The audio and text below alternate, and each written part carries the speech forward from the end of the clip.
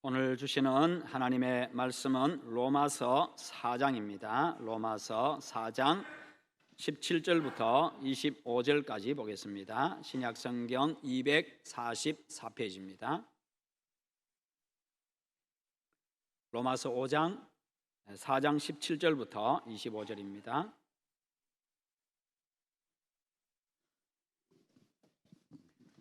기록된 바 내가 너를 많은 민족의 조상으로 세웠다 하심과 같으니 그가 믿은 바 하나님은 죽은 자를 살리시며 없는 것을 있는 것으로 부르시는 이시니라. 아브라함이 바랄 수 없는 중에 바라고 믿었으니 이는 내 후손이 이같으리라 하신 말씀대로 많은 민족의 조상이 되게 하려 하심이라. 그가 백세나 되어 자기 몸이 죽은 것 같고 사라의 태가 죽은 것 같음을 알고도 믿음이 약하여지지 아니하고 믿음이 없어 하나님의 약속을 의심하지 않고 믿음으로 견고하여져서 하나님께 영광을 돌리며 약속하신 그것을 또한 능히 이루실 줄을 확신하였으니 그러므로 그것이 그에게 의로 여겨졌느니라. 그에게 의로 여겨졌다 기록된 것은 아브라함만 위한 것이 아니요 의로 여기심을 받을 우리도 위함이니 곧 예수 우리 주를 죽은 자 가운데서 살리신 이를 믿는 자니라. 함께 봅니다.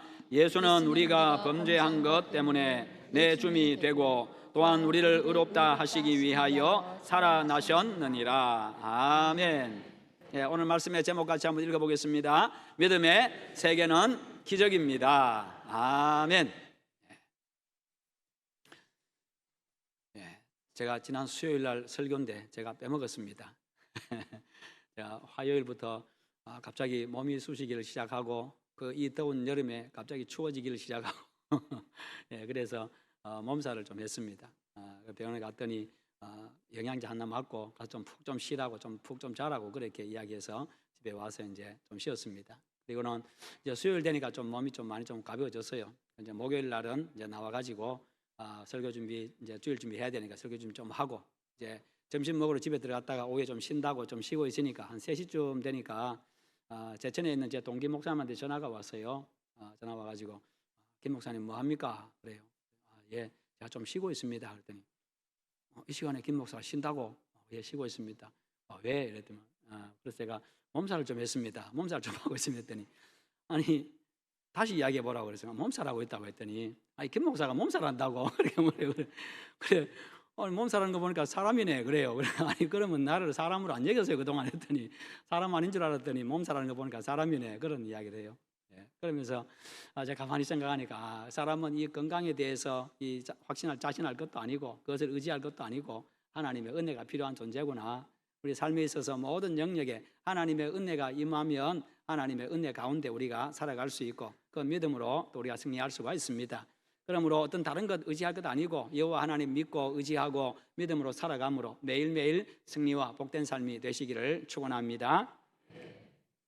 사회는요 서로 간의 신뢰의 바탕 위에 서 있습니다. 그래서 그 신뢰가 없으면 사회 질서가 와해가 되죠. 해체가 됩니다. 그리고 그 사회는 결국 무너지게 됩니다.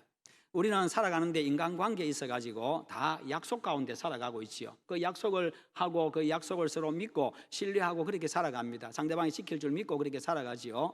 여러 가지 법들도 만들어 놓았습니다. 지킬 걸 지키라고 만들어 놓았고 지킬 줄 믿고 그렇게 법에 따라서 행동을 합니다. 그래서 길을 가다가 길을 건너야 될 때 이제 건널목에 이제 녹색불이 들어오면 건너가고 또 차는 빨간불이 들어왔으니까 멈추고 있어야 되지요. 자, 그 약속이지요. 그래서 사람들은 이제 녹색불이 들어오면 건너가고 차는 빨간불이 들어왔으니까 서고 그렇게 합니다. 그런데 그 약속을 어기고 차가 그냥 지나가 버리면 사고가 생기는 거지요. 그러면 약속을 믿었던 사람들이 결국 불안하게 됩니다. 다음에 또 이런 일이 일어날까? 그 다음에는 또 한 번 더 쳐다보게 되고 또 한 번 더 쳐다보게 되고 조심하게 되고 그렇게 되는 거지요. 그러면서 점점 사람 마음에 불안과 두려움이 생깁니다. 그것이 점점 많아져가고 또 건너야 되는 사람이 빨간불인데도 건너가면요 차는 분명히 자기는 파란불이니까 그 다음에 사람들은 건널목에 안 건널 것이라고 믿고 그냥 지나가는데 갑자기 건너가 버리면 또 사고가 생기지요. 그래서 이렇게 서로가 약속 가운데서 약속을 지키면 그 사회가 건강하게 든든하게 서 있습니다. 그러나 그것이 점점 무너지고 어기는 사람이 많아져 가면 그 사회는 해체가 되고 무너지는 것이요. 그런데 현대 사회가 그 믿음이, 그 신뢰가 점점 깨지고 있다는 겁니다. 왜냐하면 자꾸만 이 약속을 어기는 사람들이 많아져 가고 있고 약속을 어기는 일들이 점점 많아져 가고 있기 때문입니다. 그러다 보니까 사람들이 서로에게 신용불량자가 되어 있습니다. 은행에 이 돈에 있어가지고 금융에서 신용불량자가 아니라 사람과의 관계에서 자꾸 사람들이 신용불량자가 되어져 가고 있다는 것이죠. 그런 사람이 점점 늘어갑니다. 한 번 어기고 두 번 어기고 하다 보면 아이고 저 사람 못 믿을 사람, 신용불량자 된 거지요. 여러분, 금융권에도 우리가 신용불량자가 되면 안 되겠습니다만 그것보다 더 중요한 것은 인간관계에서 신용불량자가 안 되도록 우리가 힘써야 됩니다. 욕심 때문에 약속을 지키지 않은 데서 온 결과입니다. 그래서 인간 스스로가 이 불신에 쓰고 아픈 열매를 따먹고 그렇게 살아가고 있지요. 그러면서 사고도 당하고요, 약속 안 지켜서 사고도 당하고 사기도 당하고 그렇게 합니다. 서로 간의 신뢰가 대단히 중요합니다. 서로 간의 이 신뢰가 바로 가정을 지켜주고 사회를 지켜주고 교회를 지켜줍니다. 서로 간의 믿음은요, 인간관계뿐만 아니라 하나님과의 관계에서도 굉장히 중요합니다. 하나님은요, 우리의 믿음을 보시고 역사하시기 때문입니다. 하나님은 우리가 하나님께서 약속하신 그 말씀, 그 약속의 말씀을 내가 믿는지 안 믿는지 그것을 보고 그렇게 역사하신다는 거예요. 여러분, 하나님은 우리를 사랑하십니다. 그 하나님의 사랑에 대한 우리의 믿음의 반응, 믿음의 행동, 그것이 믿음의 행동이 무엇인가 하면 그게 바로 예배와 섬김으로 나타나는 것이요. 그래서 예수 믿으면, 하나님을 믿으면 하나님을 예배하게 되어 있습니다. 하나님은 왕이시고 전지전능하신 창조주이시기 때문에, 우리를 구원하신 구원자이시기 때문에, 구원하신 분이기 때문에 하나님을 믿으면 예배하게 되어 있습니다. 뿐만 아니라 하나님을 믿으면 섬기게 되어 있습니다. 하나님을 섬기고 사람을 섬기게 되어 있습니다. 그래서 예수님도 이 땅에 오실 때에 내가 섬기기 위해서 왔다, 내가 높임받기 온 것이 아니라 섬기기 위해서 왔다, 마가복음 10장 45절에서 말씀하고 있지요. 인자가 온 것은 섬김을 받으려 함이 아니라 도리어 섬기려 하고 자기 목숨을 많은 사람의 대속물로 주려 함이니라, 그렇게 말씀하고 있습니다. 그래서 직접 제자들의 발을 씻어주기도 하시고, 그래서 내가 섬김의 본을 보였다, 너희도 이와 같이 섬기라, 그렇게 말씀하시고, 거기다가 마지막에는 자기 목숨까지 바쳐가면서 우리를 살리기 위해서 목숨 내놓으셨습니다. 목숨으로 우리를 섬겨주신 분이십니다. 그래서 하나님을 믿으면, 믿음이 있으면 예배하게 되어 있고 믿음이 있으면 섬기게 되어 있다는 거예요. 하나님이 세상을 이처럼 사랑하사 독생자를 주셨으니 이는 그를 믿는 자마다 멸망하지 않고 영생을 얻게 하려 하심이라. 여러분, 하나님이 우리를 사랑하셔서 독생자 예수님을 세상에 보내주셨습니다. 그 예수님은요, 하나님 아버지의 뜻에 따라서 이 땅에 오셨고 인간으로 이 땅에 오셨고 십자가에 나 대신해서 십자가에 못 박혀 돌아가셨고 3일 만에 부활하셨고 승천하셨습니다. 독생자를 보내주신 그 하나님의 사랑에 반응해가지고 그 예수 그리스도를 믿는 자에게는 하나님께서 약속하신 대로 그에게는 하나님의 자녀가 되게 하십니다. 천국 백성이 되게 하십니다. 죄를 사해 주십니다. 영원한 생명을 얻게 하십니다. 이 하나님의 약속입니다. 그 약속에 따라서 우리는 예수 믿기 때문에 그 약속에 따라서 이미 죄 사함 받고 하나님의 자녀가 된 줄 믿으시기를 축원합니다. 그러면 말씀에서 보여주고 있는 믿음이라고 하는 것이 무엇입니까? 믿음이라고 하는 것은요, 하나님의 약속이 이루어진다고 하는 확신입니다. 하나님이 약속하신 것, 이 약속하신 것은 반드시 이루어진다고 하는 그 확신, 그게 바로 믿음이라는 겁니다. 18절에 한번 보십시오. 아브라함이 바랄 수 없는 중에 바라고 믿었으니 이는 내 후손이 이 같으리라 하신 말씀대로 많은 민족의 조상이 되게 하려 하심이라. 전능하신 하나님을 믿는 자는 반드시 하나님의 말씀을 그 신앙의 중심, 삶의 중심에 두게 되어 있습니다. 그래서 말씀을 중심으로 해서 생각하고 판단하고 행한다는 거예요. 여러분, 아브라함의 나이가 75세가 되었습니다. 그때 하나님께서 아브라함에게 나타나셔가지고 내가 너에게 아들 주겠다, 그렇게 말씀하셨고 그의 부인 사라의 나이가 65세였습니다. 그런데 이때 아브라함은요, 자기 자신뿐만 아니라 그리고 자기 아내까지도 너무 늙어가지고 더 이상 아기를 낳을 수 없다는 사실을 알았습니다. 임신 불가를 알았습니다. 그러나 100세가 되어서도 25년 후에도 그의 믿음이 약해지지 아니하고 라고 말씀합니다. 약속하신 것을 능히 이루실 줄을 확신하였으니. 우리가 믿는 하나님은 여러분 신실하신 하나님이십니다. 신실하다 이 말은요, 약속을 반드시 지킨다 그 말입니다. 성경은 하나님께서 우리와 맺으신 약속의 책입니다.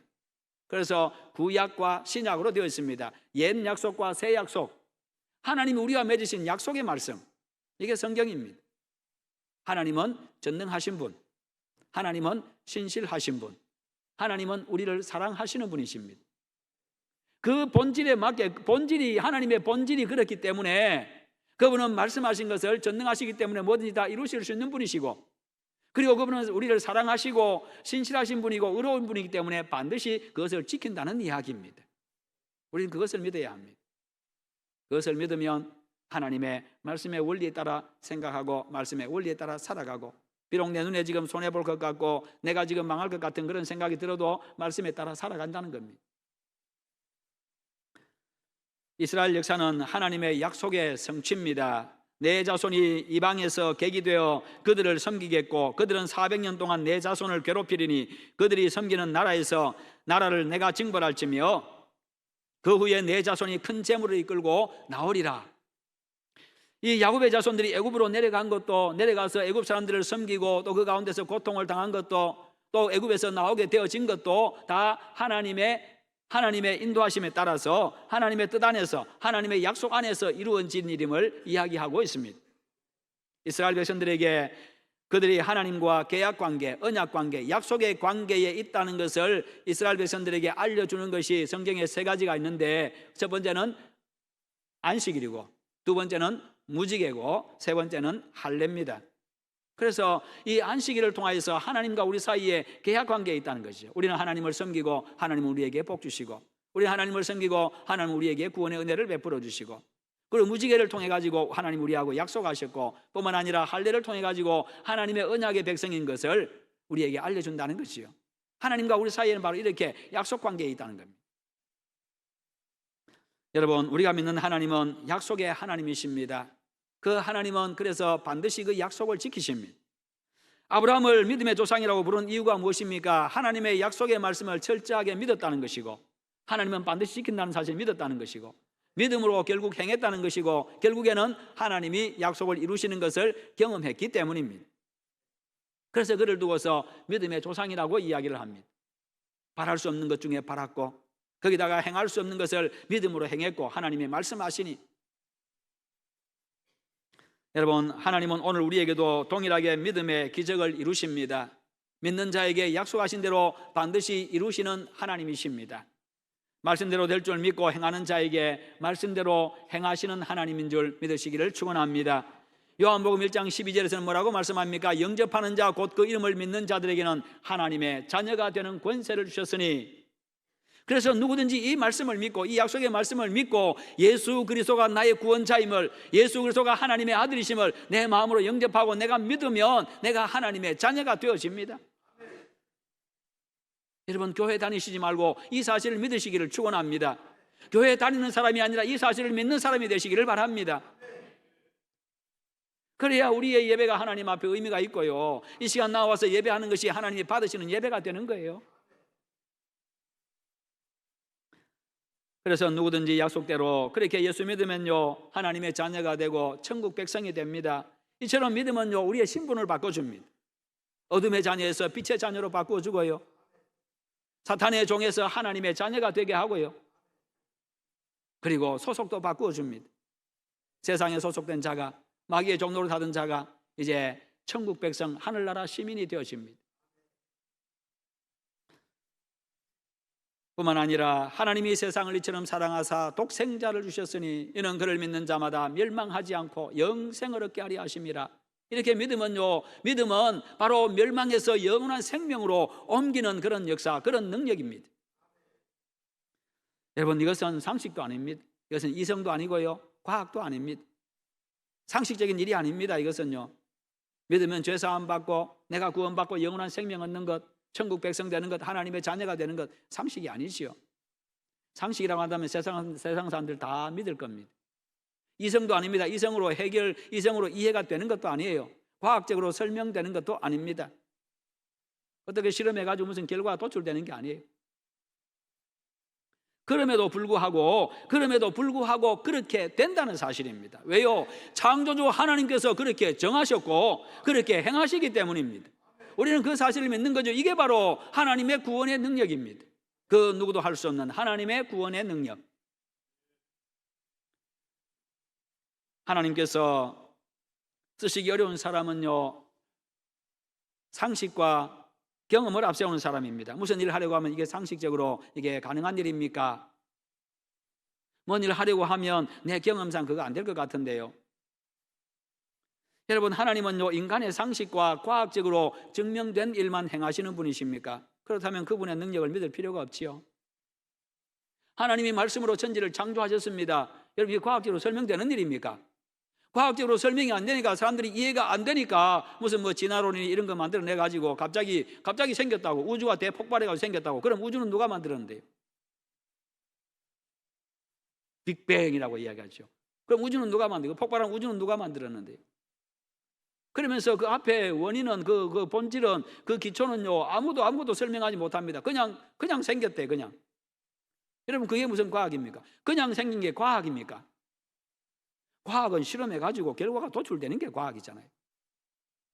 여러분, 이게 그냥 생겼다면 여러분 믿겠어요? 어느 날 갑자기 생겨 가지고 하늘에서 이게 뭡니까? 이게 흙덩이들이 뭐 있다가 갑자기 다 이게 뭉쳐져 가지고 컵 모양 되어 가지고 내려왔다고 믿겠어요, 여러분들이? 그런데 그것을 이야기하면서 과학이라고 이야기합니다. 오히려 그것보다 훨씬 더 이해되는 게 뭐겠어요? 하나님이 천지를 창조하시니라. 만든 분이 있으니까 있는 거지요. 만든 분이 있으니까 있는 거지요. 그러니까 하나님은요, 상식적으로 이해되는 것만, 과학적으로 설명되는 것만 하시는 분이 아니라는 거예요. 우리는 그 사실을 알고 있는데 뭔 일을 하려고 하면 그것을 안 믿는다는 거예요. 안 믿으려고 한다는 겁니다. 행동은 그게 안 된다는 거예요. 하나님은 우리에게 계산이 되고 경험적으로 해본 일만 하라고 하십니까? 그렇지 않잖아요. 하나님을 의지하고 모든 것을 뛰어넘어서 일하라고 하셔요. 그래서 이스라엘 백성들에게 뭐라고 이야기합니까? 이스라엘 백성들이 광야로 인도해 나갑니다. 광야에 먹을 거 하나도 없어요. 광야에 무슨 마실 물도 하나도 없습니다. 그런데 하나님이 광야로 데리고 가셔요. 그것도 하루 이틀만 데리고 가면은, 아니면 뭐 일주일 정도만, 사람이 살아남아 있을 정도만, 그 뜨거운 광야니까 한 3일 4일 정도만 그렇게 하면은 이해가 되겠는데 40년을 거기 뺑뺑이 돌리는데, 그러면서 광야로 데리고 가셔요. 그러면 상식적으로 이해가 안 되잖아요. 가나안 땅을 준다고 약속해 놓고 광야로 데리고 가가지고 물도 없고 마실 물도 없고 양식도 없는 곳으로 데리고 가십니다. 그러면서 하나님은 그들이 한 번도 경험해 보지도 못하고 한 번도 들어보지도 못하고 듣보잡이라고 하잖아요. 듣보잡이라고 하잖아요. 예. 그런 일을 하나님이 행하셨어요. 하늘에서 만나 내려주셔서 매일 먹게 하시고, 바위를 뚫어서라도 샘물 나게 하셔서 마시게 하시고요, 구름 기둥으로 해를 가려주시고, 불 기둥으로 그리고 따뜻하게 밤에 보호해 주시고, 하나님이 대적들 이렇게 막아주시고, 신발도 헤어지지 않게 하시고 옷도 헤어지지 않게 하시고, 거기다가 예리고성 점령할 때는 이게 과학적으로 설명되는 일입니까? 그건 상식적으로 이해가 되는 일입니까? 무슨 계산이 되는 일이에요? 이스라엘 백성들이 뭐 군인입니까? 아니면 무슨 변변한 무기를 하나 들고 있습니까? 막대기 들고 돌멩이 들고 싸워야 되는데 무슨 그 전쟁이 되겠어요? 이미 가나안에는 철기 시대가 시작되어 가지고 칼 들고 활 들고 싸우고 있는, 창 들고 싸우고 있는데, 방패 들고 싸우고 있는데, 그런데 하나님이 여리고성 점령하는데 그냥 돌아라는, 말도 하지 말고 돌아라 그래. 그냥 그게 무슨 이해가 되는지, 그게 무슨 상식이에요? 그게 무슨 과학입니까? 그러나 하나님이 하시더라는 거지요. 이게 바로 믿음의 세계입니다. 이게 바로 하나님의 세계라니까요.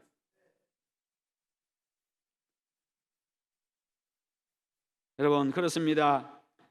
하나님은요, 그렇게 한 번도 해보지 않은 일 하라고 하십니다. 미지의 땅에 믿음으로 나가서 개척하라고 하십니다. 그것을 위해서 우리를 부르셨습니다. 세상을 맡기시고 세상을 정복하라고 하셔요.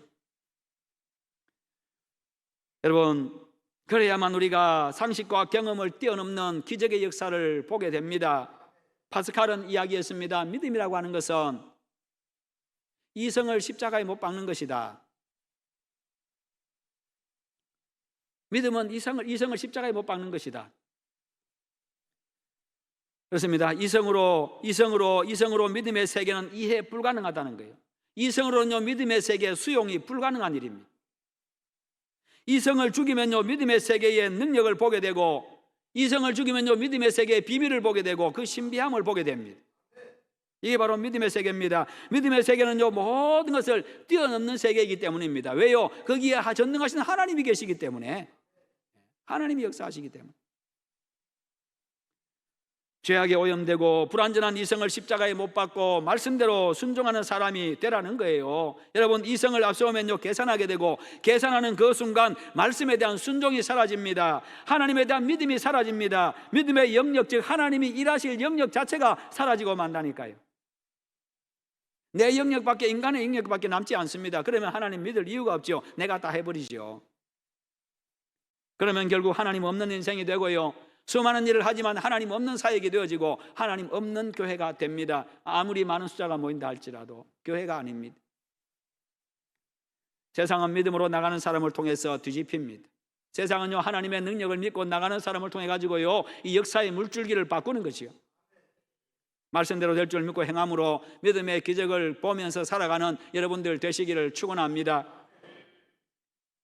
그래서 우리는요 살아 역사하는 믿음의 사람이 되어야 되고요, 감동과 감격의 인생이 되어야 됩니다. 상식적인 선에서 살아가는 자들이 아니라, 그러면 우리가 늘 경험하는 것만 경험하고 늘 보는 것만 보고 늘 그렇게만 살아간다고 한다면 세상 사람들과 다를 게 뭐가 있겠어요? 여러분, 우리의 삶에는요 설렘이 있어야 되고 기대가 있어야 되고요, 가슴 벅참도 있어야 되고 가슴이 두근거림이 있어야 됩니다. 왜요? 하나님이 계시니까요. 하나님이 계시니까, 능력이 하나님이 계시고 기적이 하나님이 계시고 모든 것을 뛰어넘어 역사하시는 하나님이 계시니까 뭔가 기대가 돼야 안 되겠어요? 가슴 뛰는 일이 있어야 안 되겠습니까?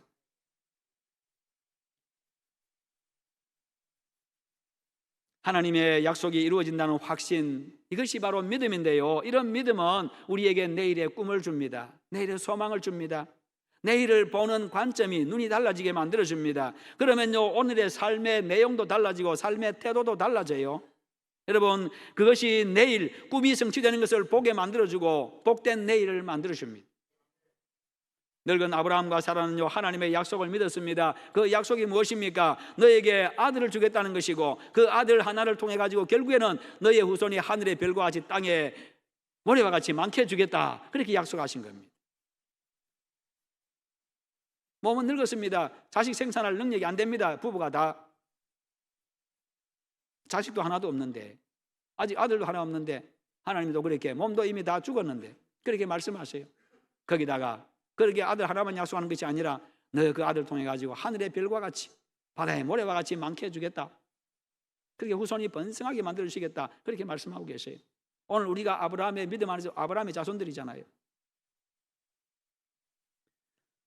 19절을 보십시오. 그가 백선화되어 자기 몸이 죽은 것 같고 사라의 태가 죽은 것 같음을 알고도 믿음이 약하여지지 아니하고, 자기 몸이 죽은 것 같고 사라의 태가 죽은 것 같음을 보고도 믿음이 약해지지 아니했다. 그것을 알고도 믿음이 약해지지 아니했다. 여기서 죽은 것 같은 이 말은요 이미 죽었다는 그런 의미입니다. 문법적으로 그런 의미에 가지고 있어요. 그러니까요 그가 백선화되어 자기 몸이 죽었고 사라의 태가 죽었음을 알고도, 그 말이에요. 그게 정확한 번역입니다. 그럼에도 불구하고 믿음이 약해지지 않았다. 여러분, 아브라함의 몸도 사라의 몸도 이미 자녀 생산할 능력이 사라졌다는 겁니다. 자녀 생산 능력 자체가 죽었다는 거예요. 그럼에도 불구하고 아브라함은요 믿음이 약해지지 않았습니다.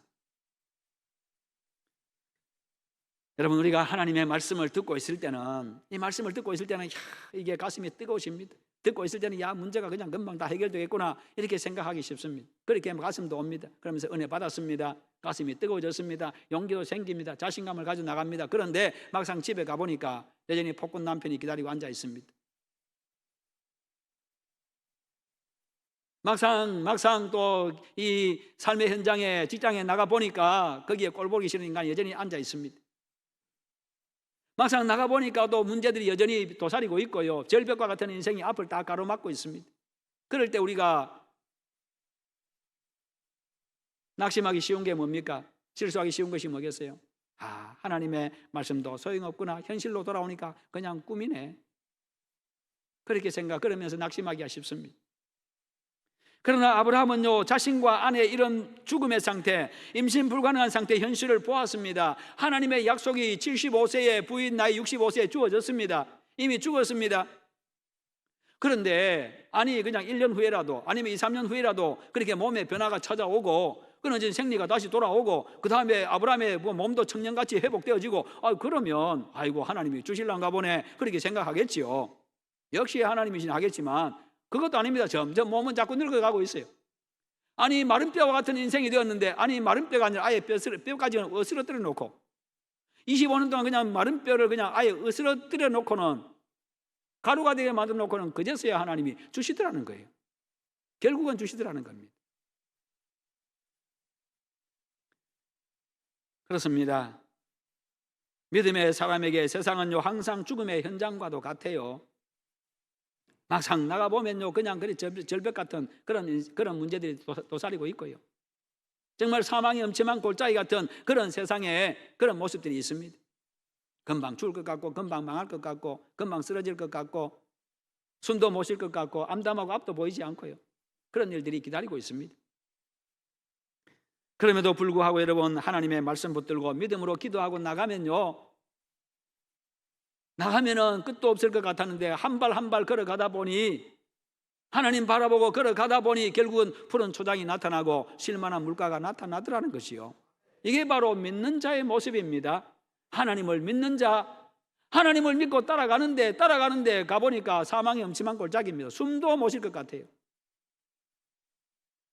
그럼에도 불구하고 하나님은 전능하신 분이고 그럼에도 불구하고 하나님은 의로우신 분이고 나를 사랑하시는 분이고 그 사실을 믿고 끝까지 따라가 봤더니 그냥 푸른 초장이 끝없는 푸른 초장이 펼쳐지고 맑은 물, 그 시냇물이 흘러가는 그런 물가가 있더라는 것이요. 그 하나님을 믿으시기를 축원합니다. 하나님은 그렇게 우리를 이끌어 가세요. 세상이 좀 고생해도 결국에는 영원한 하나님의 나라에서 영생 복락 누리게 하시는 여호와 하나님이십니다. 그렇게 믿음으로 나가면요 모든 상황을 관통하고 문제를 해결할 수 있는 능력을 하나님이 부어주시고요 거기다가 하나님이 친히 해결하시기도 하십니다. 아무리 눈앞에 있는 상황이 죽음과 같은 암담한 상황이라도 하나님이 역사하시면 모든 것을 이기고 모든 것이 바뀌는 줄 믿으시기를 바랍니다.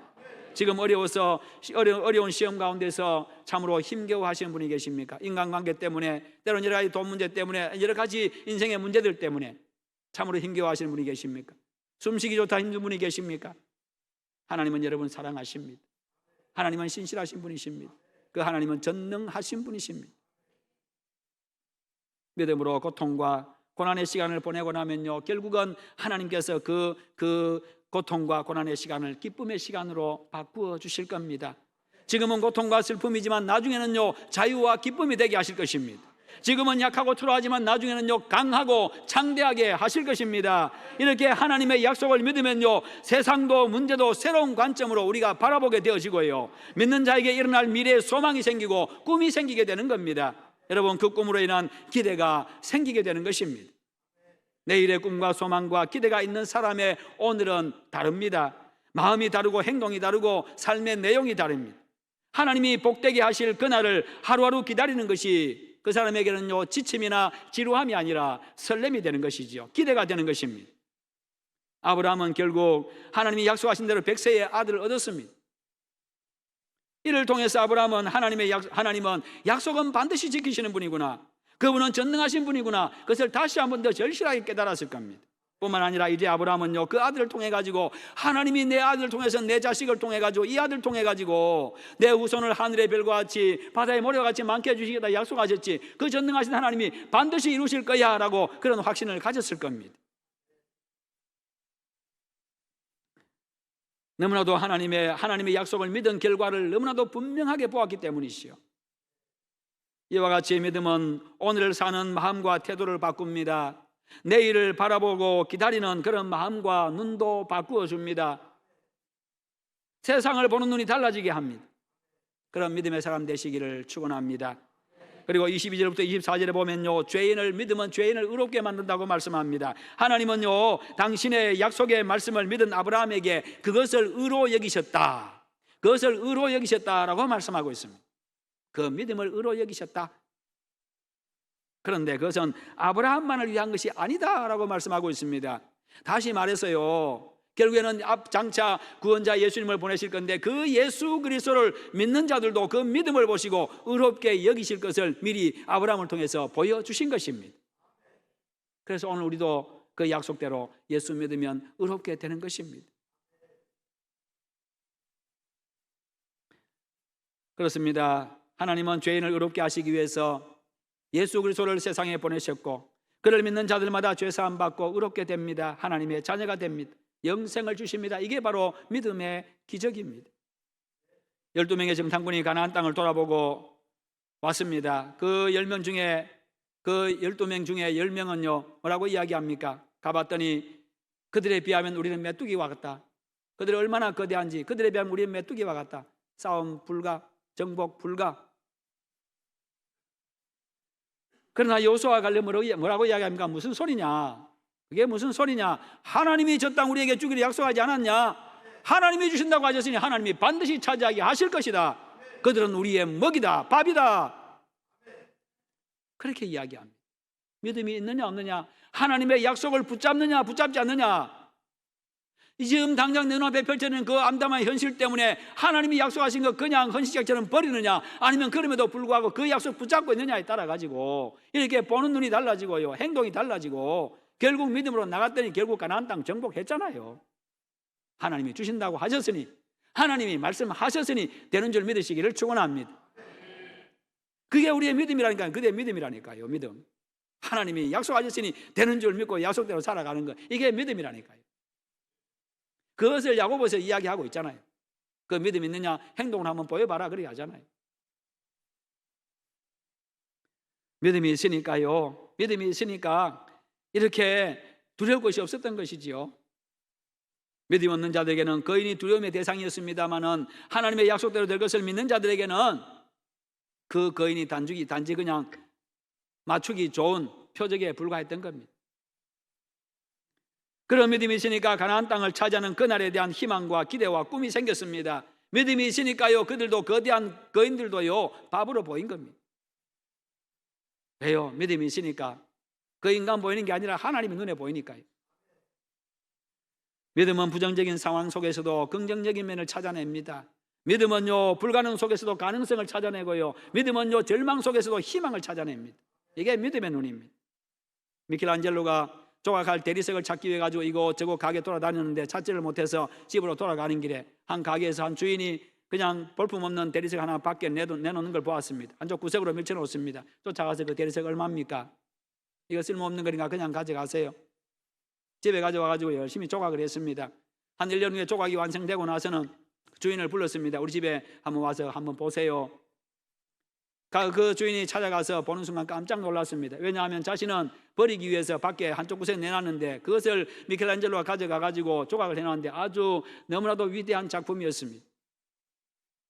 그것이 천사들로 바뀌어 있었고 아기 예수를 품에 안고 있는 그 마리아의 모습으로 바뀌어 있었습니다. 그 모습을 보고 물었습니다. 아니, 그 볼품없는 그 쓸모없는 그 돌 가져다가 어떻게 이런 위대한 작품을 만들 수 있었습니까? 미켈란젤로가 대답합니다. 내가 그 대리석을 보는 순간 그 대리석 안에 있는 천사가 나를 부릅디다. 그래서 내가 그 천사를 대리석에서 해방시켜 줬습니다. 천사가 그 대리석 안에 갇혀 있더라는 거예요. 그래서 그 천사를 내가 풀어주었습니다. 해방시켜 줬습니다. 그렇게 이야기하는 거예요. 참 말도 잘하지요. 보는 눈이 있느냐 없느냐, 이게 그렇게 결과가 달라지는 거예요. 그냥 버리는 돌이 되느냐 아니면 위대한 작품이 되느냐. 믿음은요 남이 볼 수 없는 것을 보게 해줍니다. 믿음은요 겨자씨 속에서도요, 겨자씨 하나 속에서도 새들이 깃들이는 그 큰 나무를 보게 되고요, 믿음은요 한 알의 밀에서요 100배의 결실을 미리 보게 만들고요, 믿음은요 도토리에서 거대한 참나무를 미리 보게 하고요, 믿음은 자꾸 초라한 어린 아이 하나에게서요 앞으로 세상을 이끌어갈 위대한 지도자를 보게 만들어주는 것이요. 이번에 성경학교 하신다고 수고 많이 하셨습니다. 유치부, 초등 1, 2부, 그리고 청년의 수련회, 내일 모레 이제 또 수요일부터 중고등부 수련회가 시작됩니다. 아침에 돌면서 교사들 하는 이야기 들어보니까 참 아이들에 대한 기대가 생기고 아이들의 믿음이 자라가는 것을 보고 아이들이 그냥 별로 그렇게 생각했더니 아이들이 보니까 믿음이 잘 자라고 있더라고. 깜짝 놀래고. 그러면서 그 아이들이 지금은 초라합니다만, 힘없습니다만 결국에는 그들이 세상을 이끌어갑니다. 예수님은 아버지를 배반한 탕자 속에서요 장차 변화된 새 사람을 보았습니다. 탐관오리 삭개오 속에서 아브라함의 자손을 보았습니다. 노아는 홍수가 끝난 후에 비둘기가 입에 물고 온 그 나뭇잎 하나 속에서요 하나님께서 자신을 통해서 열어가실 내일의 구원 역사를 보았습니다. 그것은요 그들에게 구원과 새로운 시작을 알리는 놀라운 복음이었습니다. 이게 바로 믿음의 눈을 가진 사람이죠. 여러분, 믿음은 기적을 일으킵니다. 여러분을 통해서 믿음의 기적이 일어나기를 축원합니다. 그런 우리 교회가 되기를 축원합니다. 성도 여러분, 하나님은 약속하신 바를 반드시 이루십니다. 믿음으로 약속의 그 성취를 누리시기를 바랍니다. 믿음으로 하나님이 행하시는 기적을 여러분의 인생 속으로 끌어들이시기를 축원합니다. 그러면 내게 찾아온 시련도요 내일의 영광스러운 내일을 잉태한 설렘이 되어집니다. 주상집은 하나님의 영광이 임하는 거룩한 성전이 되어질 것입니다. 성도 여러분, 믿음은 기적을 일으킵니다. 세상을 보는 눈을 바꾸십니다. 내일의 꿈과 희망을 갖게 합니다. 죄인을 의롭게 합니다. 구원을 얻게 합니다. 영원한 생명을 줍니다. 그러므로 하나님의 약속에 대한 믿음을 가지고 살아가셔서 믿음의 세계의 능력과 풍성함을 누리며 살아가는 그런 여러분들 다 되시기를 주님의 이름으로 축원합니다. 기도하겠습니다. 기도하십시다. 하나님, 나에게 아브라함과 같은 믿음을 주시옵소서. 믿음의 눈으로 모든 것을 바라보게 하시옵소서. 믿음으로 승리하는 자 되게 하시옵소서. 다 함께 기도하십시다. 거룩하신 하나님 아버지, 감사합니다. 오늘도 우리에게 말씀 주심을 감사합니다. 믿음으로 살아가는 저희들 되게 하여 주시옵소서. 믿음의 눈을 갖게 하여 주시옵소서. 아브라함과 같은 믿음을 다하여 주시기를 원합니다. 어떤 상황 속에서도 믿음으로 하나님의 약속의 말씀대로 될 줄 믿고 믿음으로 행하는 저희들 되게 하여 주시옵소서. 그러므로 믿음의 능력을 보게 하시고 믿음의 세계의 신비와 믿음의 세계의 비밀과 믿음의 세계의 능력을 보게 하여 주시옵소서. 우리 아버지 함께 하시기를 원합니다. 오 주님, 도와 주시옵소서. 예수님의 이름으로 기도하옵나이다. 아멘.